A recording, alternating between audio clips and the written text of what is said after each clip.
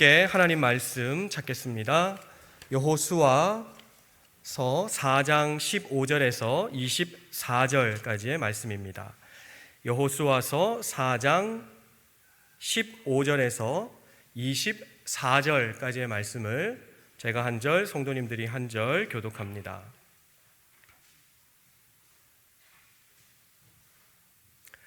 여호와께서 여호수아에게 말씀하여 이르시되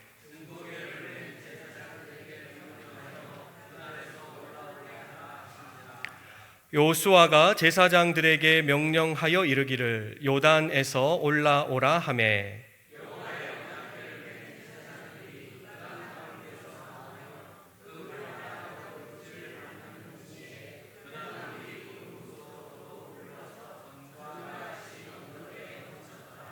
첫째 달 10일에 백성이 요단에서 올라와 여리고 동쪽 경계 길갈에 진침해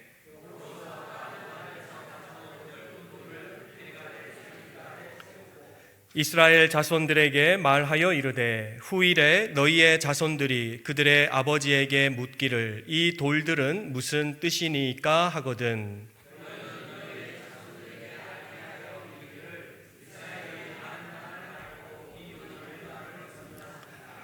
너희의 하나님 여호와께서 요단 물을 너희 앞에서 마르게 하사 너희를 건너게 하신 것이 너희의 하나님 여호와께서 우리 앞에 홍해를 말리시고 우리를 건너게 하심과 같았나니 이는 땅의 모든 백성에게 여호와의 손이 강하신 것을 알게 하며 너희가 너희의 하나님 여호와를 항상 경외하게 하려 하심이라 하라.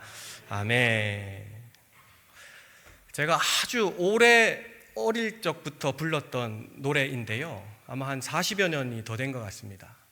그런데 그 가사가 전혀 잊혀지지 않고 갈수록 더 생생해집니다. 오늘 특별히 제가 한번 불러볼 텐데요, 혹시 아시는 분들은 따라해 주십시오. 원숭이 엉덩이는 빨개, 빨간 것은 사과, 사과는 맛있어, 맛있으면 바나나, 바나나는 길어, 긴 것은 기차, 기차는 빨라, 빠른 것은 비행기, 비행기는 높아, 높은 것은 백두산. 야, 이거 뭐 40년이 아니라 60년, 70년 되셨는데도 이 가사만큼은 결코 잊어버릴 수 없는 가사입니다. 아마 이 찬양 예배 마치고 돌아가시면서도 나도 모르게 최소한 내일까지는 원숭이 엉덩이는 아마 직장에서도 이러실지도 모릅니다. 이 특정한 이미지가 꼬리에 꼬리를 물어서 가사를 기록했는데요, 이렇게 기록된 가사는 아무리 오랜 시간이 지나도 잊혀지지 않습니다. 바로 상징이나 기념물을 만드는 이유가 바로 이런 것 때문입니다. 그냥 우리 머릿속에 넣어놓으면 쉽게 잊어버리니까 어떤 상징이나 기념물 또는 이미지를 통해서 그때의 그 사건을 볼 때마다 기억나게 하기 위한 하나의 장치인 것이죠. 오늘 우리가 봉독했던 이 말씀은 어떤 사실을 오랫동안 기억하게 하기 위해서 기념비를 세우는 내용입니다. 이 기념비를 세우라고 하나님께서 여호수아에게 명령하고 또 여호수아가 백성에게 명령하는 체계를 쭉 나열하다 보니까 이 실행하기까지 2번씩 같은 구절이 반복되어 나옵니다. 그게 총 4장의 전체적인 내용인 것이죠. 그 명령은 이렇습니다. 각 지파에 한 사람씩 12명을 뽑고 그 사람들이 궤가 서 있는 요단강 한 복판에 돌을 가져다가 두 장소에 각각 기념비를 세우라 하는 명령입니다. 하나는요, 우리 9절 말씀 볼까요? 9절에 한 곳은 어디냐 하면 9절 말씀에 있습니다. 여호수아가 또 요단 가운데 곧 언약궤를 맨 제사장들의 발이 선 곳에 돌 12를 세웠더니, 우리가 길갈에만 12돌을 세운 것으로 생각하시는데요, 두 군데입니다.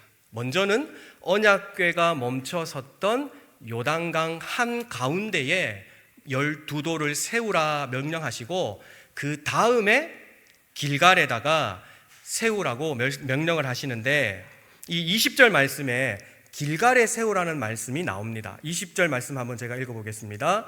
여호수아가 요단에서 가져온 그 12돌을 길갈에 세우고, 이렇게 요단강 속에 있던 돌을 가져다가 먼저는 요단강 한복판에서 여호와의 궤가 섰던 그 자리에 기념비를 하나 세우고, 그리고 나중에 요단강을 건넌 길갈이라는 곳에 이스라엘 백성들이 첫 유숙을 하게 되는데요, 거기에 또 다른 기념비를 세우라 하고 이렇게 두 번을 명령하신다는 것이죠.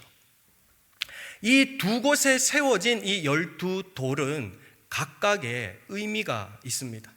그리고 그 각각의 의미를 이스라엘 백성으로 하여금 오랫동안 기억하게 하기 위해서 12돌을 세워서 기념하라라고 말씀하신 것이죠. 오늘 말씀은 이 요단강 한가운데 세운 12돌의 기념비에 대해서만 한번 우리가 묵상해 보려고 하는데요, 이 요단강 한가운데에 세운 12돌의 의미는 무엇이냐 하면, 애굽에서 이스라엘 백성들이 나와서 요단강을 건넌 직후까지 하나님께서 베푸신 구원의 은혜가 얼마나 큰지 너희가 기억하라 하는 것입니다.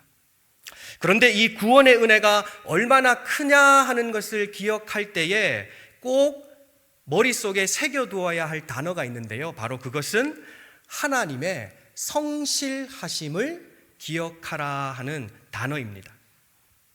이스라엘 백성들은 하나님의 성실하심을 기억하라.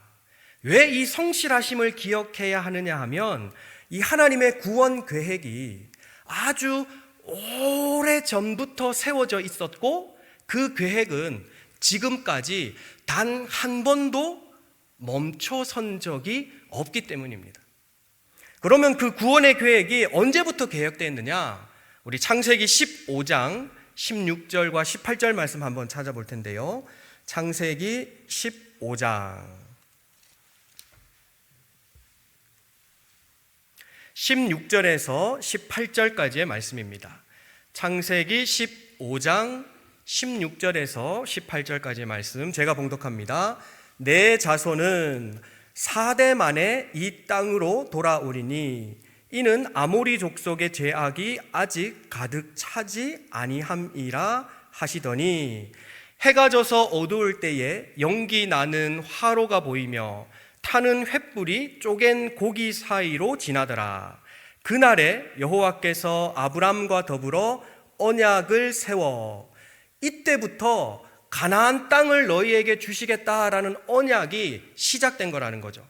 그래서 내가 이 땅을 애굽 강에서부터 큰 강 유브라데까지 내 자손에게 주노니, 하나님께서 오늘 요단강 한가운데에서 말씀하시는 이 약속이 언제부터였느냐? 바로 아브라함 때부터 이 땅을 주시겠다라고 약속하신 거라는 거예요. 그러니 시간이 얼마나 오랜 시간이 지났습니까?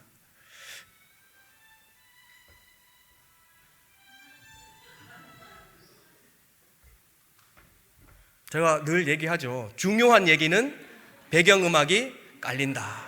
이제부터 잘 들으셔야 돼요. 이 언약 체결이 이렇게 오래 전부터 하나님으로부터 쭉 지금까지 이어져 오는데, 이 언약 체결의 방법이 독특하더라는 거예요. 고대 사회에서는 상대방과 언약을 맺을 때 이렇게 한대요.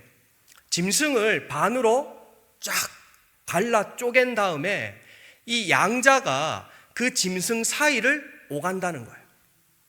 그게 바로 언약을 체결하는 방식이래요. 그래서 오늘 말씀에서도 창세기 15장 16절에 그 이야기가 나오죠. 쪼갠 짐승 사이로 횃불이 왔다 갔다 한다는 거죠. 그것이 바로 언약을 맺는 방법인데요. 왜 이렇게 언약을 맺느냐?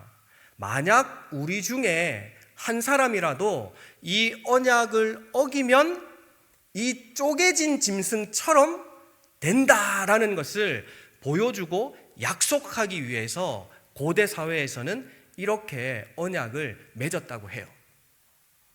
그래서 이 언약의 방식을 히브리어로 뭐라고 하냐 하면 자르다라는 뜻의 카라트라고 한다는 거예요. 카라트, 그러니까 어디 영어에서 많이 들어보셨죠? 커트하다.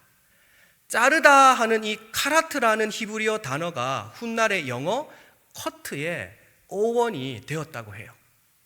바로 이것이 고대 사회에서 언약을 맺는 방법인데, 이 카라트라는 단어가 오늘 여호수아서 4장 7절에 2번이나 강조되어서 사용되었는데, 그 카라트라는 단어가 우리말로는 어떻게 번역되어 있느냐? 여호수아서 4장 7절 말씀 한번 보실까요?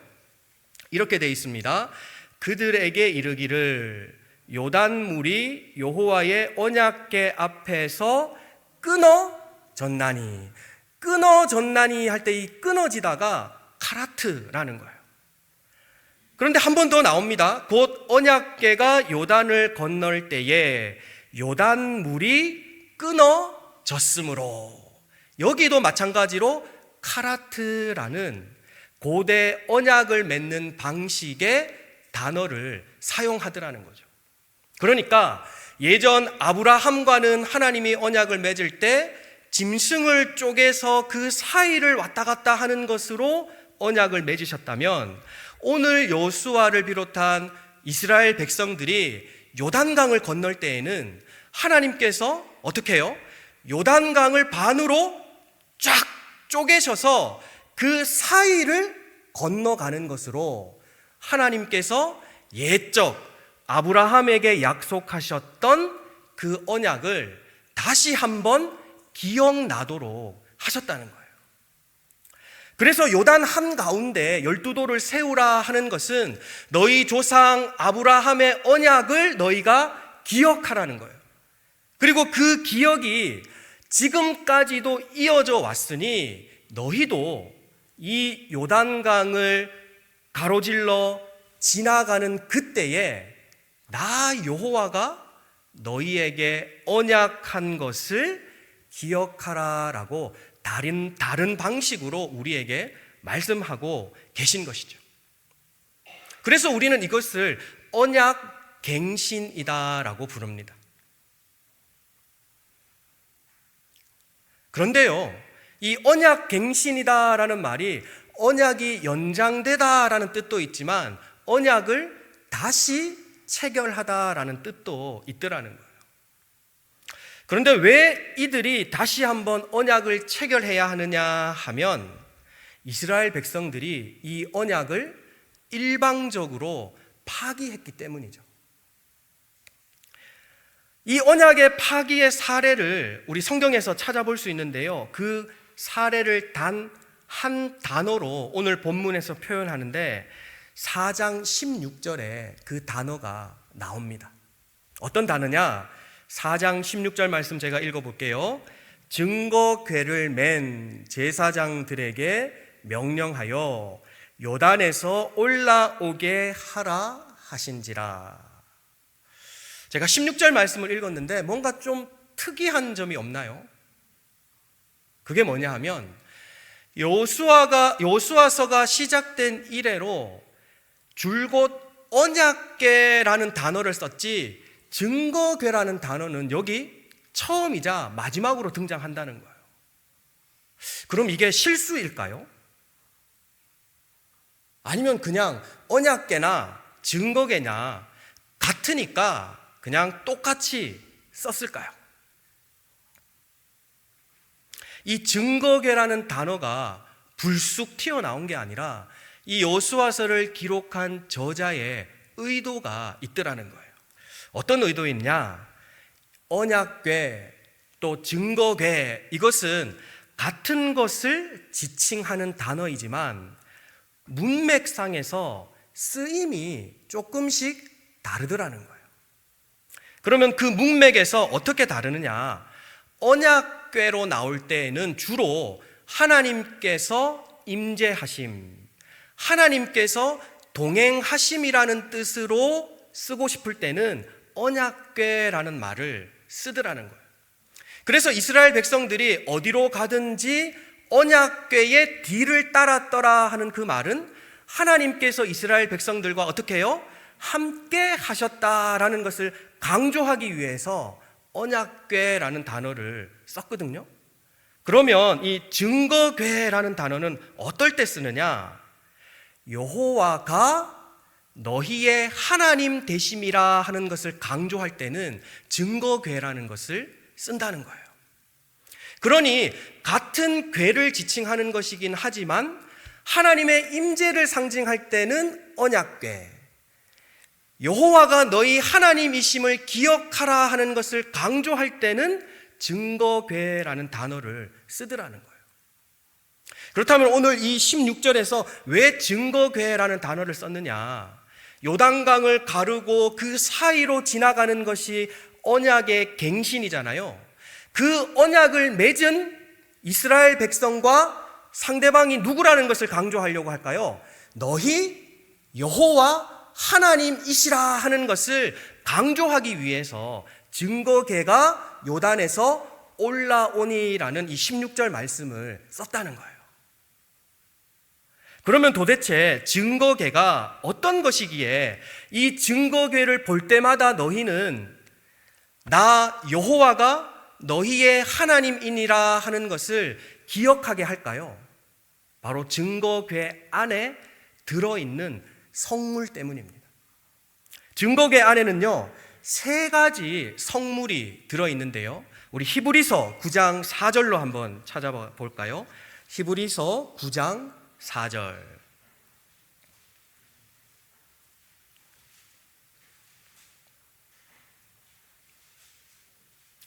히브리서 9장 4절에는 언약궤든 증거궤든 그 궤 안에 들어가 있는 3가지 성물이 무엇인지를 기록하고 있는데, 제가 한번 4장을 봉독해 보겠습니다. 금 향로와 사면을 금으로 싼 언약궤가 있고 그 안에 이제 나옵니다. 만나를 담은 금 항아리, 그리고 아론의 쌍난 지팡이, 그리고 마지막으로 언약의 돌판, 십계명, 이 3가지가 들어가 있더라는 거예요.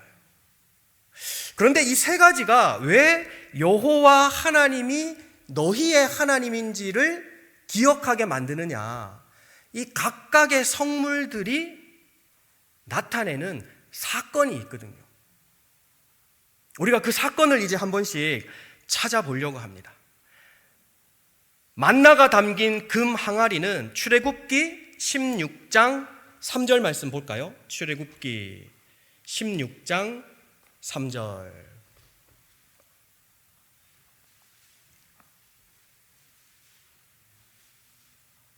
제가 봉독하겠습니다. 이스라엘 자손이 그들에게 이르되 우리가 애굽 땅에서 고기 가마 곁에 앉아 있던 때와 떡을 배불리 먹던 때에 여호와의 손에 죽었더라면 좋았을 것을 너희가 이 광야로 우리를 인도해 내어 이 온 회중이 줄여 죽게 하는도다. 이 만나가 상징하는 바가 이처럼 여호와 하나님을 무시하고 원망하는 이 사건 때문에 만나를 내려주신 거거든요. 그러니 이스라엘 백성들 입장에서는 이 만나를 볼 때마다 이날의 사건이 떠오를 수밖에 없었던 것이죠. 이 만나가 은혜와 은총의 상징이기도 하지만 한편으로는 야, 여호와 하나님이 우리를 다 광야에서 죽이려고 하는구나 라고 원망했던 그들의 마음이 떠올려지게 하는 성물이더라는 거예요. 바로 여호와를 나의 하나님으로 인정하지 못하는 불신이 이 만나를 보면 떠오르게 하는 기억이더라는 거예요. 또 다음에는 아론의 쌍난 지팡이가 있는데요, 이도 민수기 16장 4절 말씀 한번 찾아보겠습니다. 민수기 16장 41절, 민수기 16장 41절, 제가 봉독합니다. 이튿날 이스라엘 자손의 온 회중이 모세와 아론을 원망하여 이르되 너희가 여호와의 백성을 죽였도다 하고. 앞선 만나에 대한 이야기와 지금 아론의 쌍난 지팡이 이야기의 맥락이 비슷하죠. 여호와 하나님을 인정하지 않고 여호와 하나님께 불순종하여서 아론과 모세를 원망하는 장면이 이 민수기 16장 41절이더라는 거예요. 그런데 아론과 모세를 원망하는 것은 곧 그들을 세운 하나님을 원망하는 것이요, 여호와가 나의 하나님이 아니다라는 것을 반증하는 내용이기도 하더라는 거예요.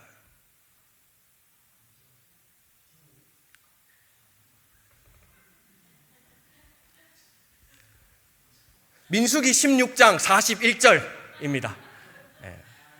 예.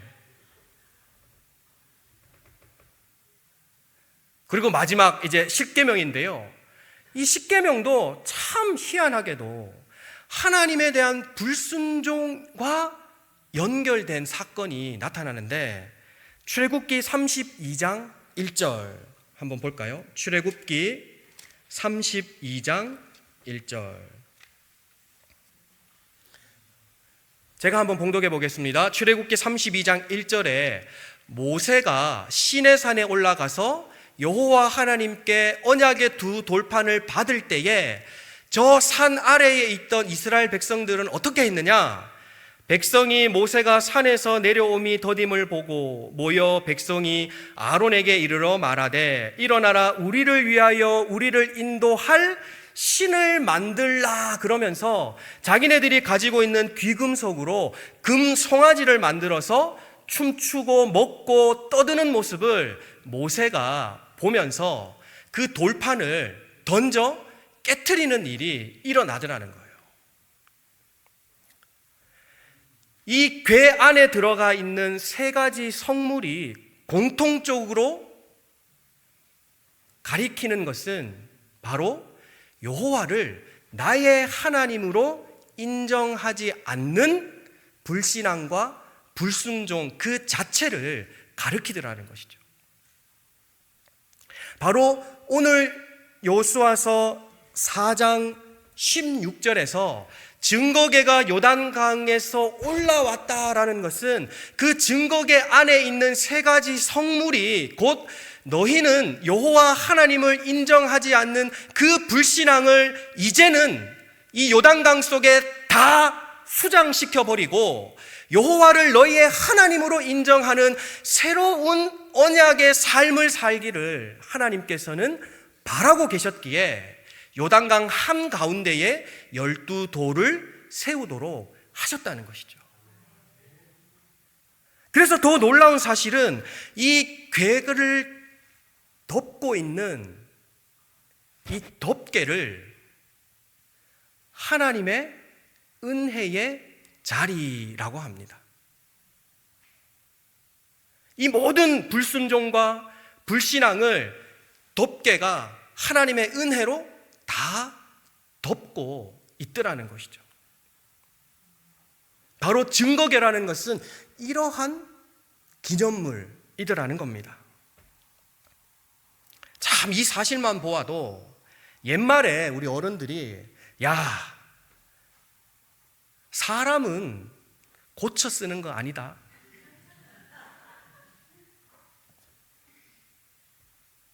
저희 고향에서는 이렇게 또 이야기하죠. 야야, 사람 못 쓴다. 그런 얘기들 많이 하시더라고. 사람은 고쳐 쓰는 게 아니래요. 그러나 하나님께서는 포기를 모르신다는 거예요. 하나님께서는 이와 같이 이스라엘 백성들을 고치시고 고치시더라는 거예요. 언제까지요? 오늘까지. 그런데 그 오늘이라는 것은 어제와 오늘과 내일이라는 시간의 의미가 아니라 영원히. 결코 하나님께서는 우리를 포기하지 않으신다라는 것을 말씀하고 계시더라는 거죠. 이 아브라함과 맺은 언약이 무려 4대가 지났음에도 불구하고 이 언약이 여전히 여호와 하나님의 일방적인 은혜로 말미암아 유효하더라 하는 것을 한마디로 하나님은 성실하시다라고 말씀하는 것이죠. 바로 성실이라는 것은 하나님의 거룩한 성품 중에 하나인데요, 이스라엘을 향한 이 구원 계획이 그 어떤 이유 때문이라도, 그 어떤 차질을 빚더라도 단 한 번도 멈춘 적이 없고 앞으로도 계속 지속될 것이다 라는 것을 나타내는 단어가 여호와의 성실하심이라는 거예요. 그러니 한마디로 이야기하면 여호와의 성실하심은 될 때까지 한다. 될 때까지 한다라는 거예요. 이 될 때까지 한다라는 사례를 제가 막 인터넷에 찾아보다가 옛날에 얼핏 봤던 그 뉴스 기사가 있어서 찾아봤는데 제가 깜짝 놀랐습니다. 제가 알고 있는 권사님과 이름이 한자만 다르더라고요. 와, 그래서 제가 자매인 줄 알았어요. 아직 사실은 확인 안 해봤는데. 이분이 누구냐? 성함이 놀라지 마십시오, 차순이라는 거예요. 와, 깜짝 놀랐습니다. 차사순. 관계 없으시죠? 네. 근데 왜 이분이 유명하냐? 무려 운전면허를요, 놀라지 마십시오, 960번 만에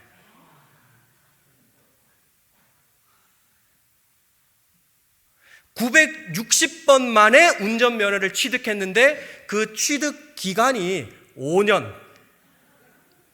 근데 더 놀라운 것은 그 차종이 2종 보통이라는 사실입니다.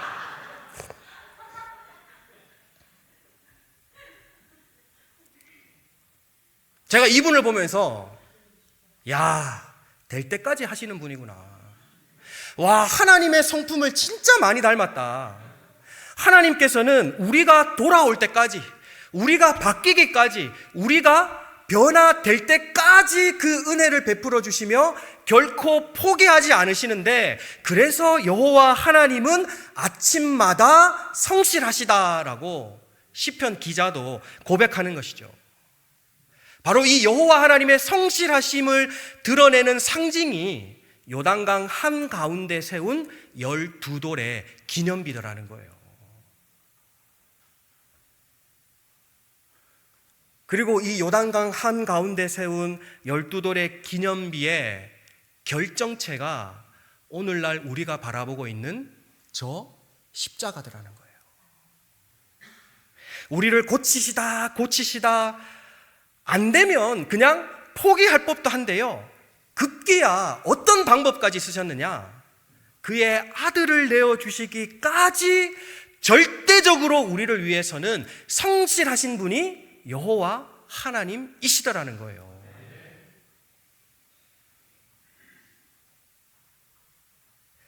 범람하는 요단강의 물을 끊으시고 밤새도록 마른 땅을 만들어 주신 것은, 보아라, 나 너희의 하나님 여호와는 너희를 결코 포기하지 않아. 그 어떠한 불가능과 난관이 있다 할지라도 다만 시간이 더 걸릴 뿐이지 포기란 나에게 없는 말이야 라는 것을 직접 보여주신 사건이라는 것이죠. 그래서 그것을 우리가 매번 떠올리며 하나님께서는 나를 포기하시지 않아 라는 것을 기억하도록 하기 위해서 요단강 한가운데에 12돌을 세워서 우리로 하여금 기억나게 하셨다는 거예요.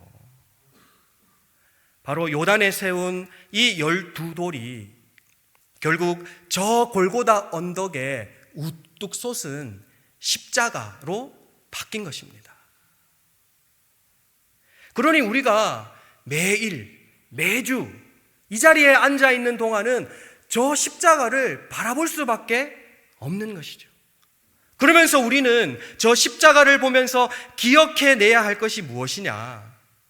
바로 범람하여 소용돌이 치던 요단 강물을 끊으시고 그 어떤 경우라도 나 여호와 너희 하나님은 절대 포기하는 법이 없으니 일어나라, 염려 말라, 걱정하지 마라, 요단강을 믿음으로 건너라 라고 우리에게 말씀하시면서 몸소 보여주시는 것이죠. 때로는 우리의 삶이 원망과 불순종과 우상 숭배로 얼룩지고 또 실수한다 할지라도 하나님께서는 절대 나를 포기하시지 않습니다. 우리가 이 마음을 먼저 확신하기를 원합니다. 그래야 우리의 삶이 어떤 처지와 형편에 있다 할지라도 우리도 포기하지 않게 되거든요. 우리가 먼저 하나님께서 나를 결코 포기하시지 않으니 나 또한 나를 포기해서는 안 된다는 거예요. 저 십자가를 바라보고 보고 저 십자가를 볼 때마다 힘이 나고 용기가 솟아서 하나님께서 나와 함께 하시니 저 범람하는 요단강을 건너게 하셨지라는 이 믿음으로 우리의 삶을 살아가는 저와 성도님들이 되시기를 주님의 이름으로 소망합니다. 그래서 우리가 저 십자가를 볼 때마다 성실하신 여호와 하나님을 기억하고 여호와를 오직 나의 하나님으로, 여호와를 오직 우리의 하나님으로 모셔드리는 저와 성도님들 그리고 사랑하는 동암교회가 되시기를 주님의 이름으로 축원합니다. 기도하겠습니다. 하나님 아버지, 우리를 포기하시지 않는 그 하나님의 마음으로 이 한 주간 살아갑니다. 그 마음이 우리 마음속에 확신되게 하여 주시고 또 하나님께서 포기하지 않으시니 나 또한 힘을 내어 한 주간을 삽니다. 주님께서 저 거센 요단강을 건너게 하시고 마른 땅으로 만들어 주실 줄로 믿고 간구하오니 한 주간의 모든 우리 동암교회 성도들의 삶이 평안케 하여 주시옵소서.